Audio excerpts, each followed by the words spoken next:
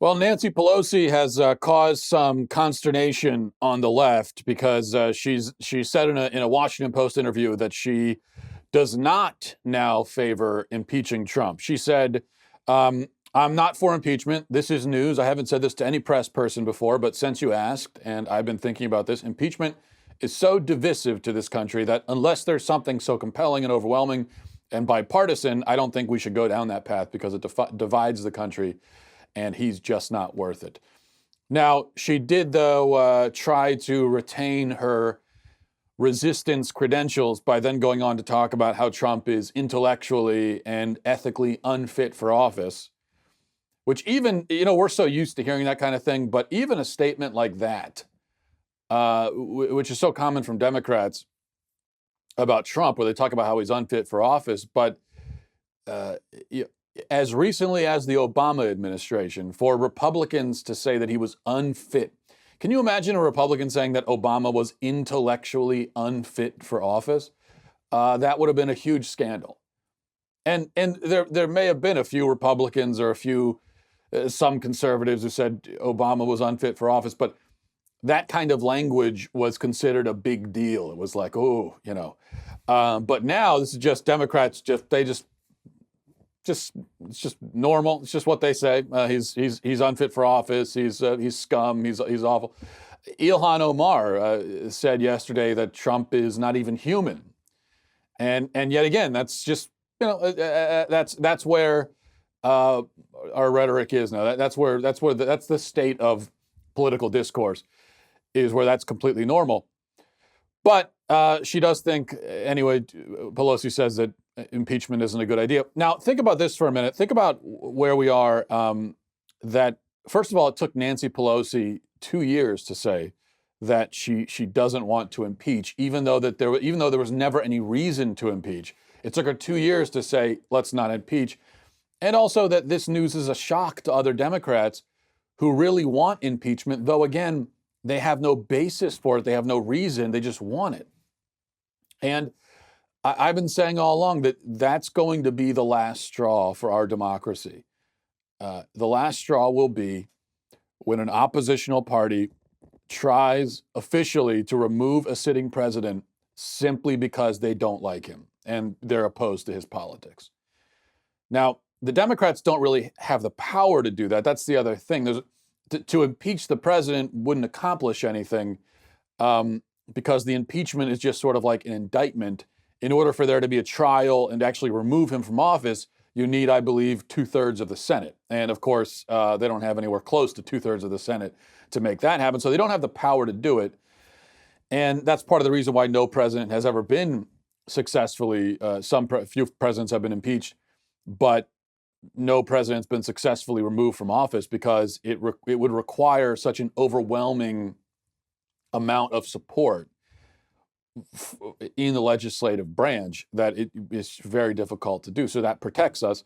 And it turns out that our founding fathers were pretty smart dudes, in the end.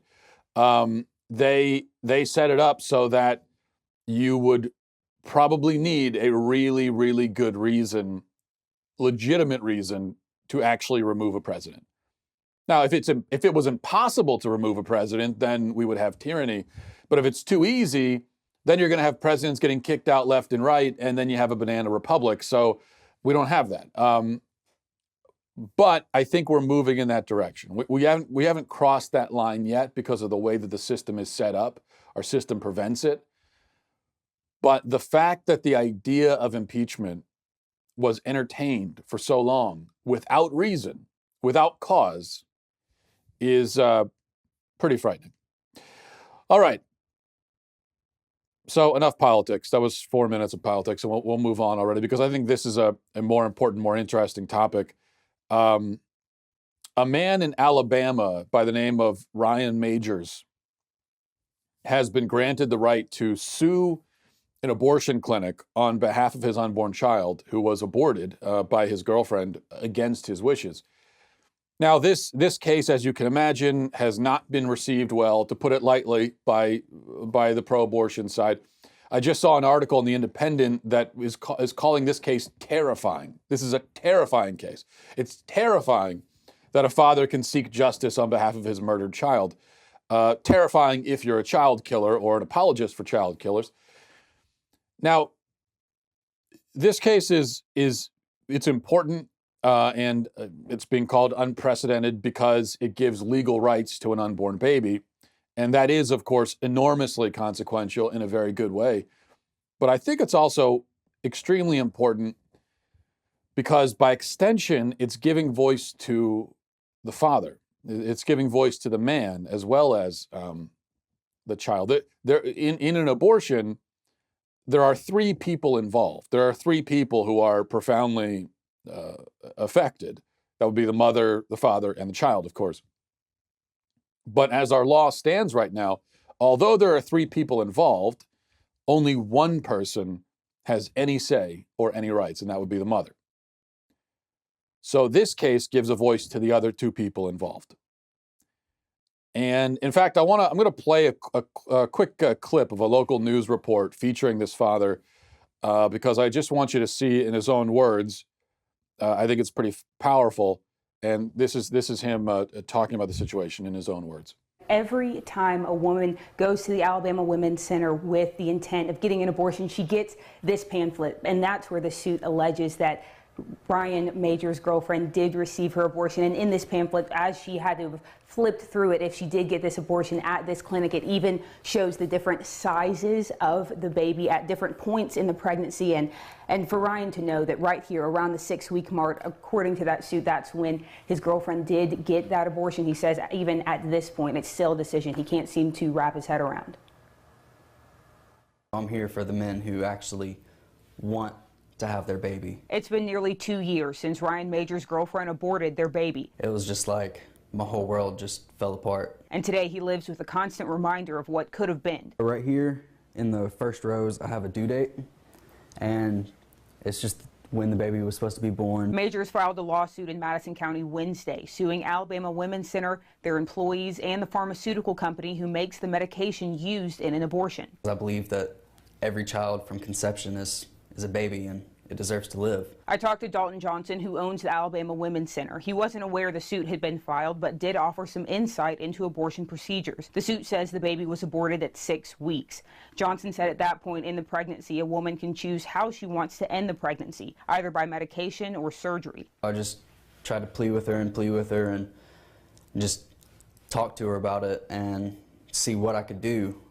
But in the end, there was nothing I could do to change her mind. And even though it's too late for Majors to stop his girlfriend's abortion, he said he wants to give a voice to other would-be dads who find themselves in the same spot. Even though there's nothing I can do for the situation that I was in, there is something I can do for the future situations for other people. So I think he's a hero. What he's doing is heroic. And you see here what is perhaps the most forbidden subject in public discourse today, the most taboo thing to bring up, and that is the plight of men whose children are aborted against their wishes. These are silent victims who we aren't allowed to talk about. But the fact is that this man, Ryan, is not an aberration. He is not alone. There are many men like him. There are many men who are victims of abortions themselves because their children are killed without their consent. It's true that the opposite also happens quite a bit, right? There are plenty of situations where you've got cowardly, weak, pathetic, disgusting men who pressure their girlfriends to get abortions, and that does happen. We hear about that sort of thing all the time, but then there's also this. What about the men who are pleading the other way, who beg the mother of their children not to do it? Can you imagine, just try to put yourself in the shoes of this man for a minute. Can you imagine you conceive a child and you're excited to be a father, and then the mother of the child says, I'm going to kill the baby, and there's nothing you can do about it. You cannot stop me. Can you imagine being in that position? It's impossible to even conceive. Of course, pro-abortion people are panicking over this, like I said, claiming that this is all about, this is all about controlling women's bodies. So Jessica Valenti, who's an especially vile pro-abortion feminist and a sociopath, was ranting about this case on Twitter, predictably, saying that this is her word. She said, this isn't about anything other than controlling women's bodies. And then she added that she also hates Ryan's face. She hates his face, she said, because she is, as I said, hateful and vile. There's just there aren't enough bad things you could say about the woman. But of course, this is not about controlling women's bodies. And what does it say about pro-abortion people that they can't conceive of any other reason why a man might not want his child to be killed? Like, they literally can't understand that a father might actually just not want his child to be killed, not because it's part of any patriarchal conspiracy to control women, but maybe a father really just loves his child and doesn't want the child to be killed. They can't understand that. They actually don't understand it. They say, what do you mean love it? You love your child. What is that? I don't know. Nobody does that. They can't understand it. They think, no. If a man doesn't want his kid to be killed, it can only be B because there must be some dastardly motivation behind it. Because these people are so empty and soulless inside that they can't understand the concept of loving an unborn child. They don't think it's possible. Yet the fact remains that this baby is not the woman's body. Okay, this is not about controlling the woman's body, because the thing that is at stake here is not the woman's body, but in fact the body of an entirely separate person who is the baby. And that person is 50% the result of the woman and 50% the result of the man.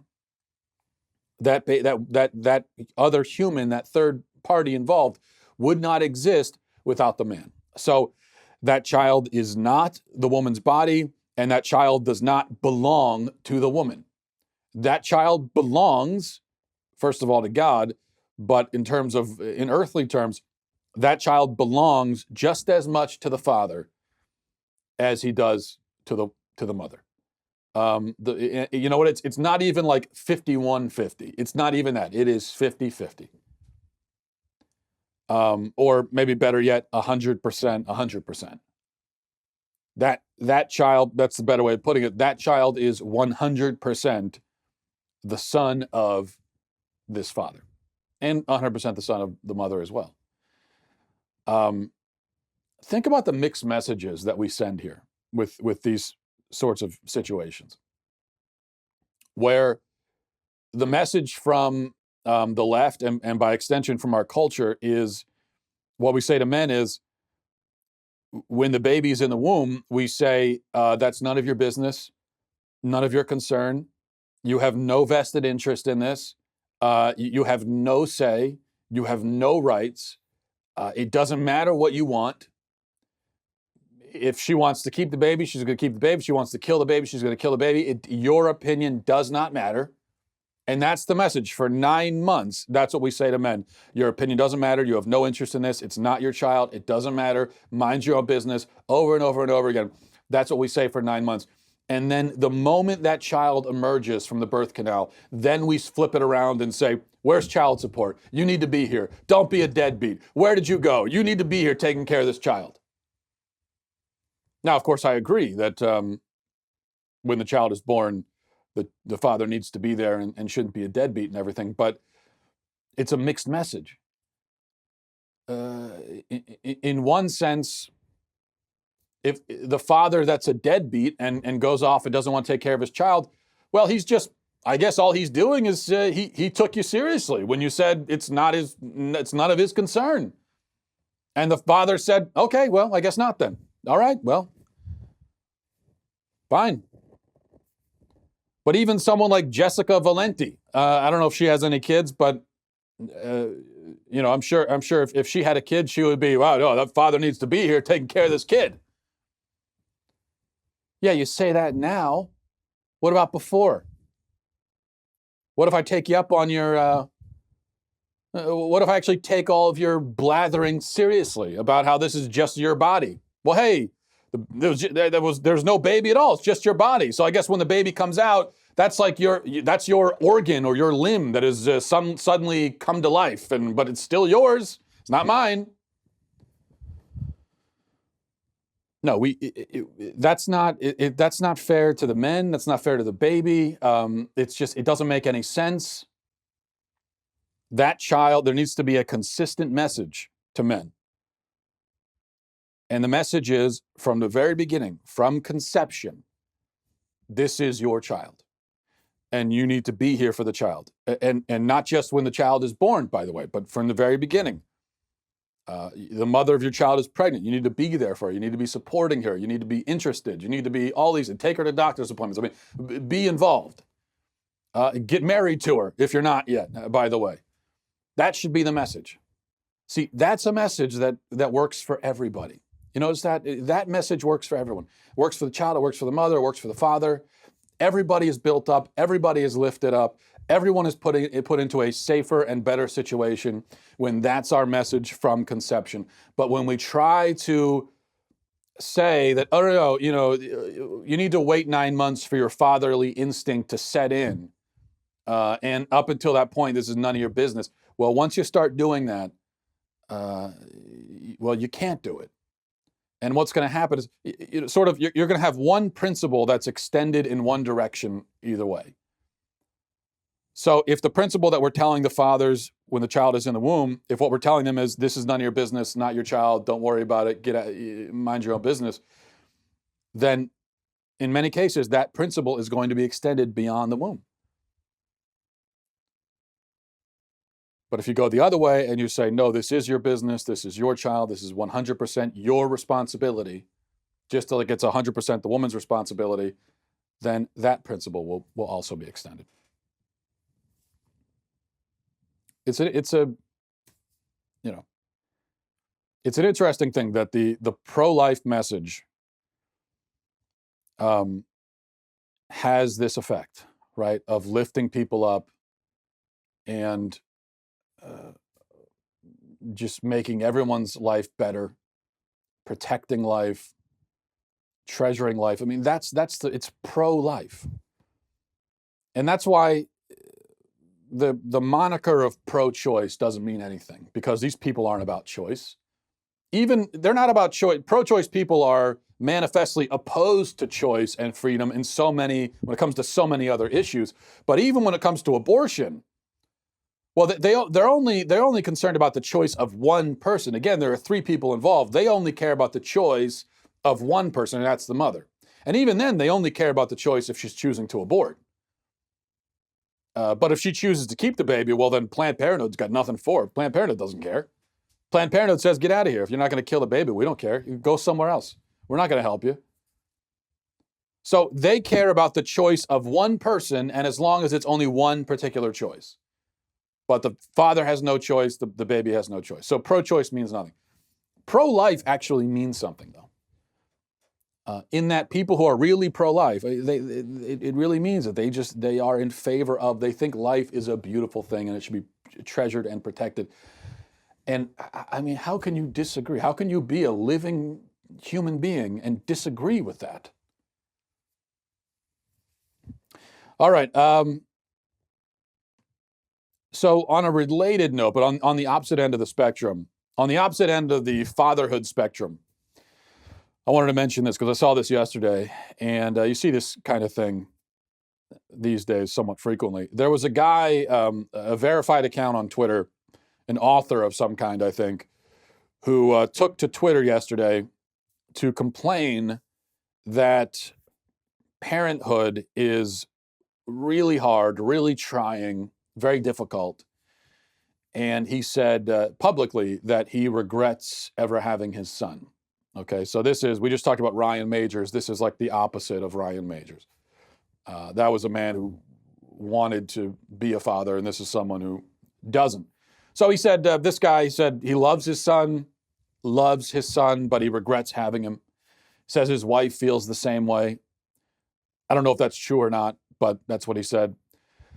Now, I'm not going to put this guy's name out there because this isn't about sicking the mob on him. That's not the point. I just point to it because it's part of a trend that you find online.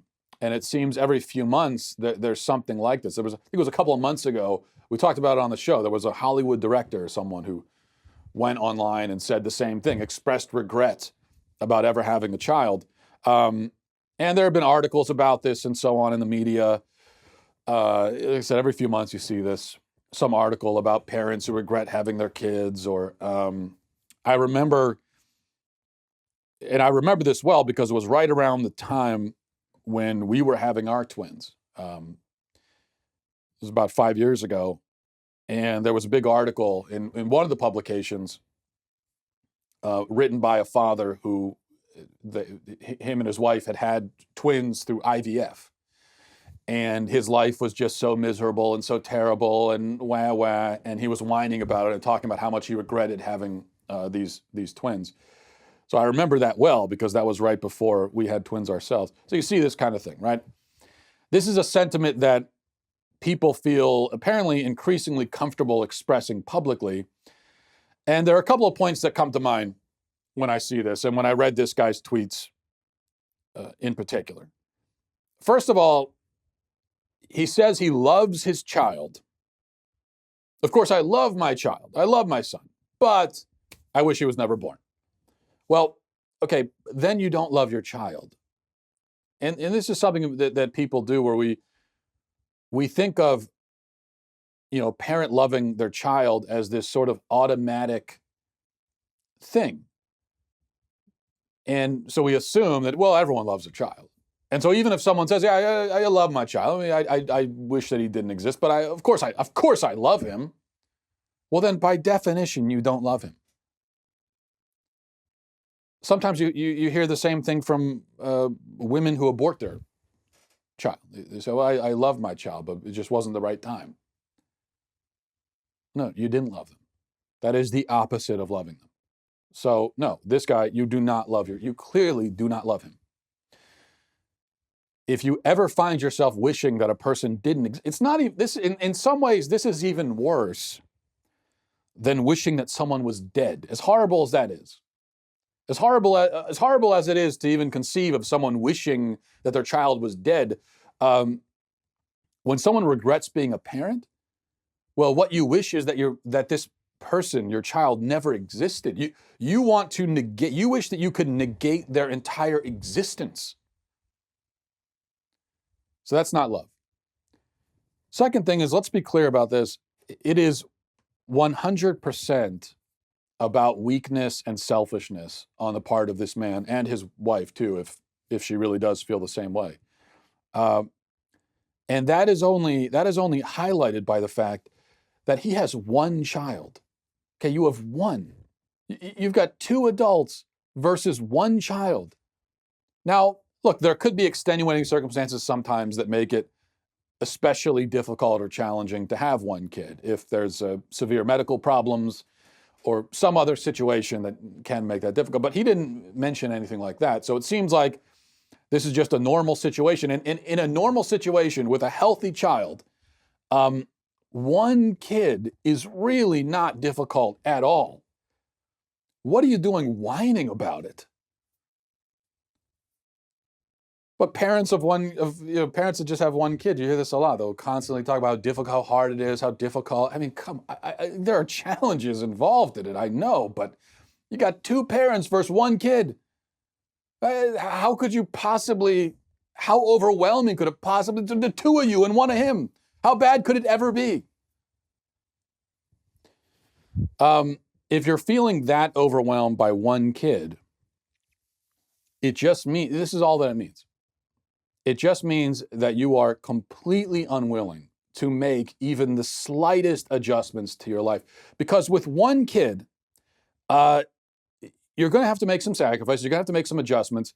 But not even the adjustments you make don't even have to be that serious.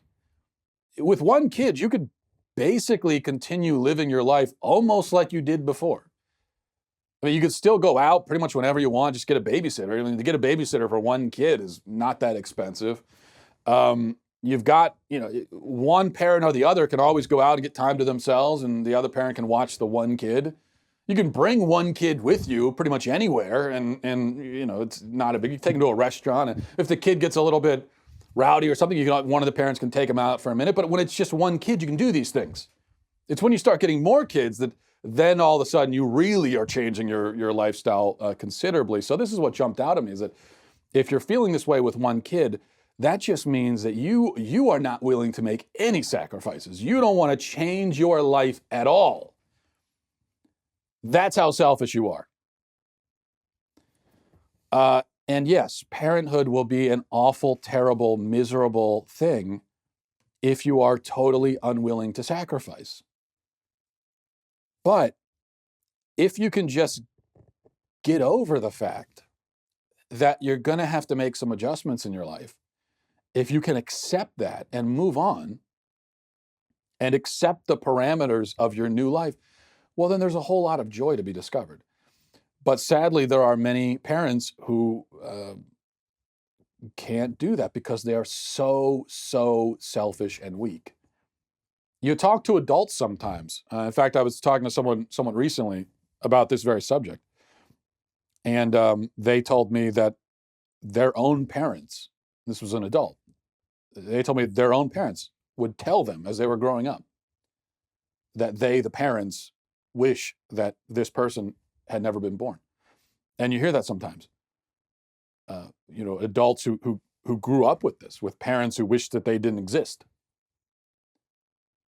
I mean, think about how weak and just selfish and narcissistic you have to be. Especially if at no point you... Listen, I remember when our twins were born, we never had the experience of having one kid because we went right to twins. And when our twins were born, I can distinctly remember that first night with the kids with us. And that was really overwhelming. That was a moment of, what did we just do? But very quickly, even when it's such a huge change, when you go from a family with no kids to 2 right away, very quickly, I think for most people, you just, even though it's very challenging to have a newborn. And by the way, when I'm talking about how easy it is to have one kid, with the exception of the newborn stage. The newborn stage doesn't matter how many kids. One newborn, because of the sleeping factor. If your newborn isn't sleeping for 6 months, well, even if it is just one, that's going to be really that is really hard. But that doesn't last forever. You get over that. You get past that stage pretty quickly. And even though it's very challenging in the newborn stage, specifically because of the sleeping thing. And when you're not getting sleep, that has an effect on you psychologically. There's no question about it.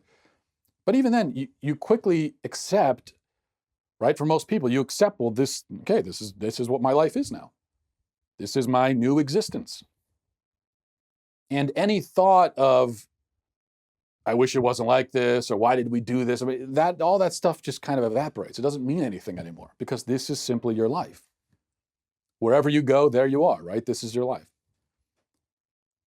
But then there are parents who, I think for most parents, you accept your new existence very quickly, like within days. But then there are some parents who never do. They go years and they can never accept it. And that is nothing but selfishness and weakness. And that's what we should call it. I don't want to hear any of this, we have to be understanding of them and, let's be sympathetic to them. No, I'm not sympathetic to them at all. Stop being weak, you coward. Be a man. Man up. Get over yourself. Really. All right. I want to get to some emails. So you can always email the show, mattwalshshow@gmail.com, mattwalshshow@gmail.com. All right. I think we're going to do just one email in the interest of time here. Let me see if I can find the one that was interesting. Okay, this is from Joanna. She says, "Hi, Matt. I'm getting caught up on all your podcasts. Went back to the beginning and have been listening to most of them. I just listened to your podcast on the flat Earth theory. That was from a few months ago. Have you seen the documentary Behind the Curve? It's all about the flat Earth theory and its proponents. I found it very fascinating. I was wondering if you've heard of it / seen it. Well, I hadn't heard of it or seen it. I got this email over the weekend, and I hadn't heard of it or seen it, Joanna, until I read this email. And I was in a hotel. I was on the road over the weekend and looking for something to watch. So I took this suggestion and I watched this documentary about the flat Earth theorists. And if you want to go watch it, Behind the Curve is what it's called. My God, it was really like gawking at a car wreck. In fact, it was like gawking at people who are gawking at a car wreck and arguing about whether or not an alien caused it. That's what it was like. It was disturbing, darkly hilarious, very interesting, but it made my faith in humanity plummet to an all-time low, and it was never that high to begin with. So if you haven't seen it, this movie, Behind the Curve, it's about the flat Earth theorists, who we can't even really call theorists, right? The flat Earth theory is not really a theory, because for something to be a theory, as a scientist in the documentary explained, if something is a theory, it needs to be falsifiable and not already falsified. And then I would add a third criterion, that it needs to have explanatory power, meaning it has to sufficiently explain what we see occurring around us in order for it to really be a theory. But the flat Earth thing has already been falsified for thousands of years, and thus it is no longer falsifiable. Like if you're going to reject the thousands of different falsifications of this insane idea and invent out of whole cloth these cinematic conspiracies that explain everything away that you see, well, then it's graduated to something that is both falsified and unfalsifiable, which is peak crazy. When you've got something that's already been falsified, and also can no longer be falsified anymore because of this fortification of conspiracy theory that you've erected, well, that's as crazy as it gets. And then also the flat Earth theory has no explanatory power, because, for instance, it can't even explain something as simple as, well, when astronauts go into space, they can orbit the Earth in the International Space Station and see the globe. So your flat Earth theory has to be able to explain that. And just saying, oh, no, they're lying, it's a conspiracy, that's not an explanation. To reject reality is not a good explanation for reality. But I thought what made the documentary fascinating, especially, is just to see how these people get sucked into this crazy belief, how they justify it to themselves. And then this is, to me, was the most interesting part. It shows how the flat earthers are so addicted to conspiracy theories that they end up separating into factions and like denominations, and then coming up with conspiracy theories about each other. So there was a certain prominent flat earther, this kind of the spokeswoman for flat Earth theory, apparently, and other flat earthers have come up with a conspiracy theory that she is a CIA agent working for Warner Brothers for some reason, or something like that. And this is just what they love conspiracy theories so much, they just can't help it. They make it about each other. There was an interesting moment in the documentary where that woman, I forget her, I think it was Patricia was her name. She was talking about these conspiracy theories that people have about her, including there are some people who think that she's a reptilian alien creature, by the way, shapeshifter. And she was saying, there was this brief moment where you could see this glimmer of light. There was this moment of recognition, very briefly, where she said, I don't know, these people come up with crazy conspiracy theories about me. Is that what I'm doing? Am I like them? And then she quickly shook that off and said, no, I'm different. I'm totally different. But there was that moment, it almost dawned on her. Almost. It's very interesting. And the other thing I think that it shows is how people invent and maintain these conspiracy theories, and also why they do so psychologically. And so it's interesting. I would go and I think as a psychological portrait of conspiracy theorists, it's worth watching. And the main thing you see about how conspiracy theories operate is, and you've probably already noticed this from other conspiracy theories, but all they need is just one allegedly unexplained detail. Just one.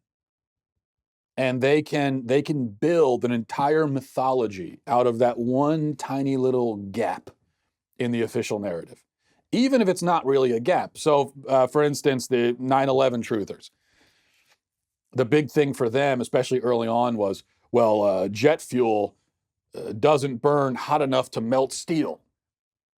And then that was all they needed. They were off to the races. And of course you say, well, but yes, it burns hot enough to weaken steel, and then it collapses under its own weight. But by the time you've already offered that correction, they're way over there, and there's no getting them back. So with flat earthers, they have a couple little things like that where they say, oh yeah, well then what about this? And it's always something like, well, if I stand really far away from a city, I can still see the skyline. But if we're on a globe, then I shouldn't be able to see it because it should be on the other side of the globe. And that's all the logic they need. And of course you say, well, yes, but it's a really big globe. So you have to be really far away from the thing to not be able to see it. If you're only a couple of miles away, you'll still be able to see it. But it doesn't matter. All they need is just that one little excuse. And in that gap, they can build this entire fantasy. Interesting to see. All right, we'll leave it there. Thanks for watching, everybody. Thanks for being here, and Godspeed.